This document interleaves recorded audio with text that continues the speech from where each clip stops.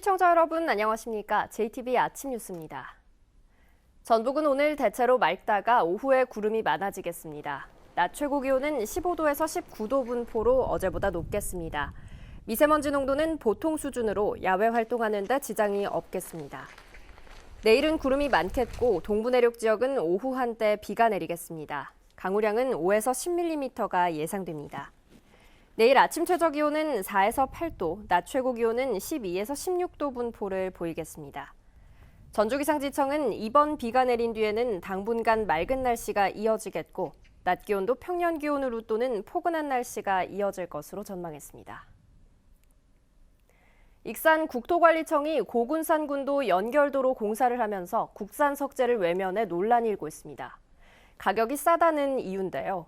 지역 석재 가공업체들이 반발하고 있습니다. 민원 현장 김진형 기자입니다. 고군산 군도 연결도로 309 공사 현장입니다. 도로와 인도를 구분하는 경계석을 설치하는 작업이 한창입니다. 경계석 설치 구간은 문효도에서 손유도까지 3.8km, 도로 양측에 설치되다 보니 7.6km에 이릅니다. 이곳 공사 현장에서 사용되는 경계석은 국내산이 아닌 중국에서 수입된 제품들입니다. 익산국토관리청은 시공업체가 국내산보다 저렴한 중국산 경계석을 선호해 사용하게 됐다는 설명입니다. 중국산 경계석이 강도와 수분 흡수율, 비중 등 설계 기준을 모두 통과해 사용에 전혀 문제가 없다는 입장입니다. 일단은 우리는 이제 시험을 하게 되면 그다음에 시험 기준을 충족은 다 합니다. 이상이 없어요. 1000m당 200씩의 이제 시험을 하도록 이제 그 기준을 갖고 있는데. 그러나 석재 가공업체들은 익산국토관리청과 시공업체가 공사비 줄이기에만 급급한 나머지 품질이 우수한 국내 제품을 외면하고 있다며 강한 불만을 터뜨립니다. 수입 완제품으로 써버림으로 인해서 우리는 그만큼 그 판로를 잃어버린 거죠. 그러는 거고 이제 그러다 보면 국내 제조업체들은 뭐 그냥 고용이라든지 이런 여러 가지. 전북에만 석재 가공업체가 170여 곳 넘게 있습니다.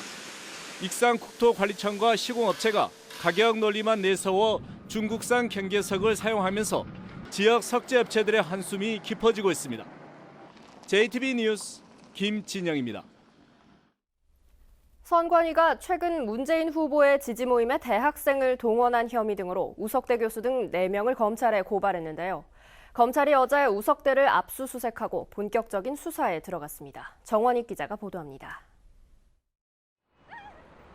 완주에 있는 우석대입니다. 전주지검은 태권도학과 최모 교수 연구실과 학과 사무실을 압수수색했습니다. 태권도 특성화 사업단 사무실도 포함됐습니다. 오전에 왔다 갔다는 것만 저도 들었습니다. 교수님하고 그 고발된 4분 있지 않습니까? 네. 그분들 대상으로 조사가 나온 걸로만. 검찰은 컴퓨터 하드디스크와 관련 서류 등을 확보한 것으로 알려졌습니다. 검찰은 압수한 자료를 분석한 뒤 조만간 관계자들을 불러 조사할 예정입니다. 최 교수 등은 지난달 열린 문재인 후보 지지 모임 출범식에 태권도학과 학생 172명을 참석시킨 혐의를 받고 있습니다. 학생들에게 식사를 제공하고 영화를 보여주는 등 기부 행위를 한 혐의도 있습니다. 앞서 전라북도 선거관리위원회는 최 교수 등 전현직 관계자 4명을 공직선거법 관리 위반 혐의로 검찰에 고발했습니다. 참석 학생들에게 1인당 36,000원 상당의 음식물을 제공하고 7,000원 상당의 영화 관람을 하게 하는 등 총 505만 7,000원 상당의 기부 행위를 한 혐의가 있습니다. 선관위가 고발한 지 사흘 만에 검찰이 압수수색에 나서면서 관련자들에 대한 사법 처리 여부도 빠르게 결정될 것으로 보입니다. JTBC 뉴스 정원익입니다. 전북의 미세먼지 농도가 전국에서 3번째로 높은 것으로 나타났습니다. 하지만 측정소가 부족하고 관련 연구가 진행되지 않아 대책 마련을 서둘러야 할 것으로 보입니다. 보도에 송창용 기자입니다. 최근 미세먼지는 2, 3일에 한 번꼴로 나쁨 수준을 보이고 있습니다. 뿌연 하늘이 오히려 이상하지 않을 정도입니다. 테니스를 좋아해요, 테니스를. 그래갖고 운동장에서 많이 활동을 많이 하거든요. 근데 미세먼지가 많아가지고 항상 마스크를 써야 하기 때문에 상당히 불편이 많이 있어요. 숨쉬기도 벅차고 마스크 쓰면은. 실제로 전북에서 나쁨 수준을 보인 날이 지난 2015년에는 무려 114일, 지난해는 104일, 올 들어 지난달까지는 20일이었습니다. 미세먼지 평균 농도는 큰 차이가 없다지만 전국 9개 도지역에서 세 번째로 높았습니다. 먼지를 제외한 중금속이나 VOC가 낮다는 것은 도내에서 어떤 원인이 아니라 외부 요입이라고 두 가지만 봐도 그냥 그렇게 추정할 수가 있습니다. 상황이 이렇게 심각하지만 대기오염 측정소는 부족하기만 합니다. 14개 시군 가운데 8개 시군에만 측정소가 있고 그것도 전주와 군산, 익산 등 서부권에 집중돼 있습니다. 미세먼지의 화학적 성분을 측정할 수 있는 집중 측정소는 아예 없습니다. 전라북도는 미세먼지 발생 원인을 찾고 대책을 마련하기 위해 대기오염 측정소를 늘리기로 했습니다. 또한 중국 황사와 충남 화력발전소 등의 오염물질이 미치는 영향을 분석하기 위해 정부 차원의 연구 용역을 요구하기로 했습니다. 이런 오염물질들이 전국적으로 시도별로 어떻게 영향을 미치는지에 대해서 일단 판단을 해줘야 될 것 같고 이것도 인체에 어떤 영향을 미치는지도 정부 차원의 연구 용역이 필요하다고 생각합니다. 노후 경유차 폐차와 전기차 등 친환경차 보급 확대 등 기존 미세먼지 줄이기 정책도 이어나가기로 했습니다. JTB 뉴스 송창용입니다. 더불어민주당의 문재인 경선 후보가 충청권 경선에서도 1위를 차지했습니다. 이런 가운데 민주당 최명길 의원이 탈당해 반문 세력화가 빨라지고 있습니다.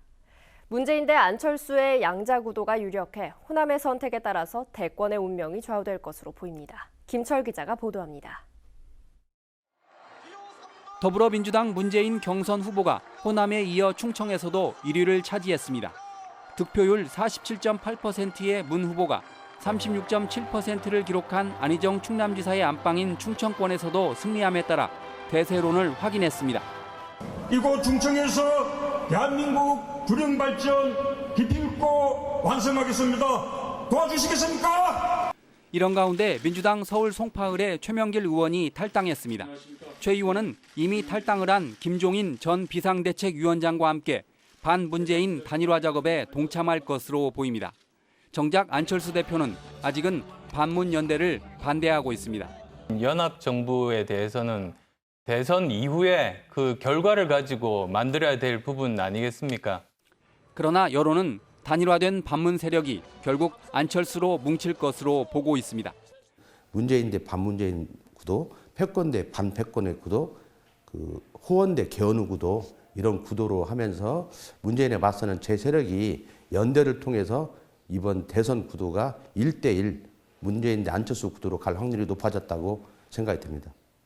민주당 호남 경선에서 문재인은 60%, 국민의당 호남 경선에서 안철수는 64%라는 높은 득표율을 올렸습니다.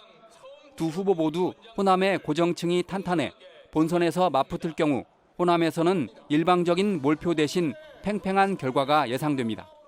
이래저래 유권자들의 관심이 커지면서 16대 74%, 17대 67%, 18대 77%에 그친 전북의 대선 투표율이 올해는 80%를 넘을 거라는 전망도 나오고 있습니다. JTB 뉴스 김철우입니다. 가장 한국적인 도시 하면 전주를 떠올리는데요. 전북대가 한옥을 테마로 한 가장 한국적인 캠퍼스 조성을 추진하고 있습니다. 교육 여건에 비해 저평가된 전북대의 이미지를 크게 끌어올리는 계기가 될 것으로 보입니다. 조창현 기자입니다. 지난달 준공된 전북대 인문사회관 건물입니다. 현대식 건물에 지붕에는 한옥 기와가 올려져 있고 날렵한 처마도 만들어졌습니다.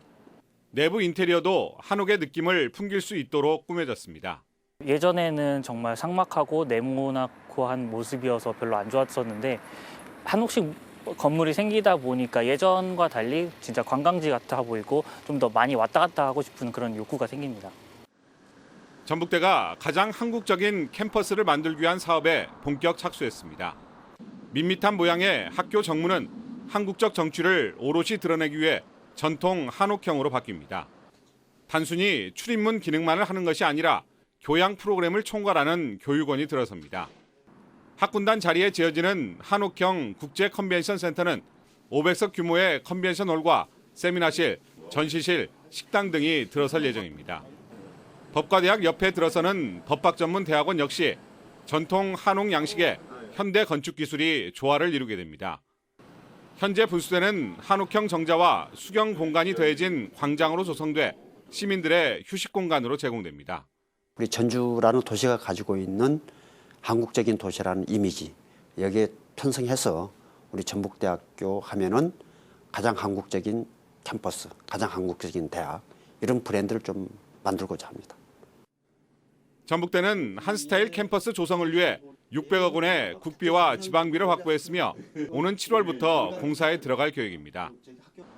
전북대의 가장 한국적인 캠퍼스 조성은 교육 여건에 비해 저평가되어 있는 학교의 이미지와 브랜드 가치를 한 단계 끌어올릴 수 있는 계기가 될 것으로 보입니다. JTB 뉴스 조창인입니다. 학교폭력 학생부 기재와 관련해 교육부의 감사자료 요구에 응하지 않은 혐의로 기소된 김승환 교육감에 대해 항소심에서 징역형이 구형됐습니다. 검찰은 항소심 결심 공판에서 피고인은 위법하고 부당한 지시를 통해 교육부의 정당한 감사를 방해하고 일선 교육 현장에 큰 혼란을 야기했다며 원심과 같은 징역 10월을 구형했습니다. 김승환 교육감은 지난 2012년 특정 감사 자료를 제출하지 않은 혐의로 불구속 기소돼 1심에서 무죄를 선고받았습니다. 원불교가 100주년 기념관 건립을 계기로 익산 교정원을 서울로 이전하는 방안을 검토하고 있습니다.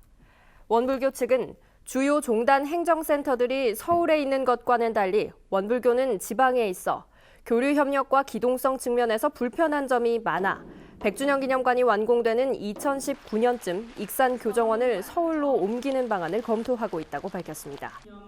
하지만 교단의 중앙 집행기관인 교정원이 이전하게 되면 지역 경제에는 막대한 타격이 우려되고 있습니다. 익산시가 집단 암이 발병한 장전마을 인근에 있는 비료 공장에 대기 배출 시설 폐쇄 명령을 내렸습니다. 익산시는 대기 오염도 검사 결과 비료 공장 대기 배출 시설에서 중금속인 니켈이 기준치의 4배 넘게 검출돼 폐쇄 명령을 내렸다고 밝혔습니다. 익산시는 또 비료업체의 조업 정지 10일의 행정 처분을 하고 사법기관에 고발하기로 했습니다. 시민단체가 LGU+ 전주 콜센터에서 일하던 여고생이 숨진 사건과 관련해 책임자를 노동부에 고발했습니다. LGU+ 고객센터 특성화고 현장 실습생 사망 사건 대책회의는 근로기준법 위반 혐의 등으로 LGU+ 고객센터 자회사 대표 구모 씨를 서울 관악 고용노동지청에 고발했다고 밝혔습니다. 대책위는 이 자회사가 스스로 목숨을 끊은 홍 모양의 임금을 체불하고 규정과 달리 초과 근무를 시키는 등 근로기준법을 위반했다고 주장했습니다.